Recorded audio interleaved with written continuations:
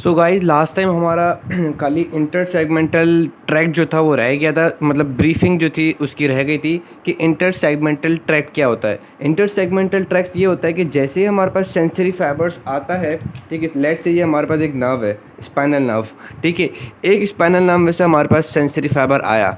अब ये sensory fibres पहले हमारे पास कहाँ पे साइनेप्स करेगा, आपको ये चीज़ अब बिल्कुल हिफ्ज हो जानी चाहिए। सबसे पहले कहाँ साइनेप्स करता है, डॉर्सल रूट गैंग्लियन। फिर डॉर्सल रूट गैंग्लियन से हमारे पास क्या होता है कि वो आगे की तरफ प्रोसेस जाता है, सेंट्रल प्रोसेस आगे की तरफ जाता है। सेंट्रल प्रोसेस आगे की तरफ जाने के बाद वो हमारे पास क्या करता है कि पोस्टीरियर हॉर्न पे जो न्यूक्लिया होते हैं उनके ऊपर साइनेप्स करेगा। अब वो कौन से न्यूक्लिया के ऊपर साइनेप्स करता है, either it could be gelatinosa, either it could be proprius, either it could be Clarke's. वो डिपेंड करता है कि है ना इस फाइबर की सेंसरी नेचर क्या है, ठीक है, या वो कौन सी सेंसरी मोडेलिटी, ये वर्ड याद रखना, सेंसरी मोडेलिटी। मोडेलिटी आपको बताता है कि क्या नेचर है आपकी सेंसेशन की, like pain sensation, touch sensation, thermal sensation, जो भी डिफरेंट सेंसेशंस हैं उसकी जो एक स्पेसिफिक नेचर जो होती है उसको हम कहते हैं मोडेलिटी, ठीक है। तो डिपेंड करता है कि इस सेंसरी फाइबर की मोडेलिटी क्या है, फिर वो उस रिस्पेक्टिव न्यूक्लिया के ऊपर जाके साइनेप्स करेगा।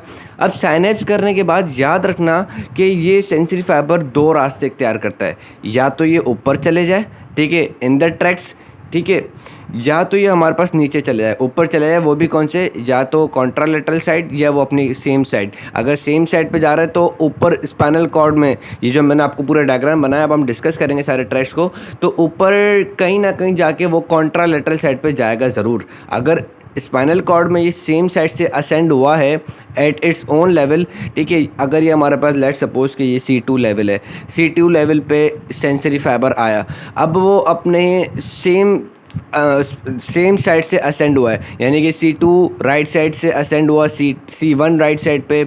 इसके बाद वो हमारे पास चले गया मेडुला ऑब्लंगेटा में। अब जब वो मेडुला ऑब्लंगेटा में चले जाएगा तो फिर वहाँ पे हमारे पास है ना एक समझ लो कि स्पेसिफिक पॉइंट होता है कि उस पॉइंट पे जाके अब वो कॉन्ट्रालेटरल साइड पे जाएगा ज़रूर, ठीक है, कॉन्ट्रालेटरल साइड पे जाएगा ज़रूर। और फिर कॉन्ट्रालेटरल आपका सेरेब्रल कॉर्टेक्स पे जाके वो एंड होगा, ठीक है। लेट्स से कि अगर हमारे पास मेडुला ऑब्लंगेटा पे गया, मेडुला ऑब्लंगेटा से वो हमारे पास कॉन्ट्रालेटरल साइड मतलब अपोजिट लेफ्ट साइड के उस पे मेडुला ऑब्लंगेटा पे चले जाएगा, ठीक है। अगर ये फाइबर यूँ जा रहा था, मेडुला ऑब्लंगेटा पे गया, वहाँ से फिर ये टर्न होगा कॉन्ट्रालेटरल साइड पे और फिर लेफ्ट साइड के मेडुला ऑब्लंगेटा से आगे ऊपर की तरफ असेंड होगा। फिर मेडुला ऑब्लंगेटा से पॉन्स, पॉन्स के बाद मिड ब्रेन, मिड ब्रेन के बाद हमारे पास डेस्टिनेशन हम डिसाइड करेंगे कि कहाँ पे जाएगा।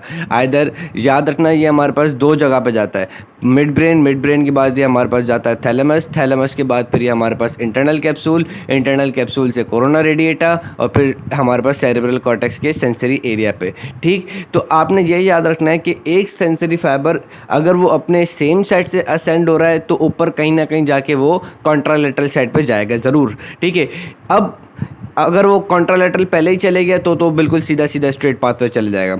उसके बाद ये क्या करता है, ये हमारे पास एक तो इसने असेंडिंग ट्रैक बनाने के लिए चले गया, दूसरा क्या करता है ये अपनी नीचे ब्रांचेस देता है, नीचे ब्रांचेस देता है, डिसेंडिंग ब्रांचेस। वो हमारे पास हेल्प कराता है रिफ्लेक्स आर्क के अंदर। वो हमारे पास किस लिए हेल्प करवाता है, रिफ्लेक्स आर्क के लिए, कि वो डायरेक्टली हमारे पास क्या करे कि ये हमारे पास है ना स्पाइनल कॉर्ड के पोस्टीरियर न्यूक्लिया पे गया, वहाँ से अपना एक फाइबर देगा जो कि एंटीरियर हॉर्न के जो हमारे पास न्यूक्लिया होते हैं उनके ऊपर जाके साइनेप्स कर जाएगा और उसको बोलेगा कि तुम फटाफट मोटर इफरेंट फाइबर तैयार कर दो। लेट सपोज कि मैंने आपको जो नी जर्क रिफ्लेक्स होता है, हमारा कौन सा रिफ्लेक्स होता है, नी जर्क रिफ्लेक्स, कि ये हमारी नी है, ठीक है। अब अगर आप इसको टक करते हो तो आपको पाँव यूँ हो जाता है, ठीक है। आपने जैसे ये नी जर्क रिफ्लेक्स होता है कि आपने जैसे इसको हिट किया तो आपको पाँव ऐसे हो जाता है, जो आपका जो लेग जो है वो हमारे पास ऐसे एक्सटेंड हो जाती है, ठीक। तो ये जो रिफ्लेक्स होता है नी जर्क रिफ्लेक्स, या तो फिर आपने इसको टच किया तो आपके पास पीछे की तरफ जो है आपका ये लेग जो है वो पीछे की तरफ हो जाती है।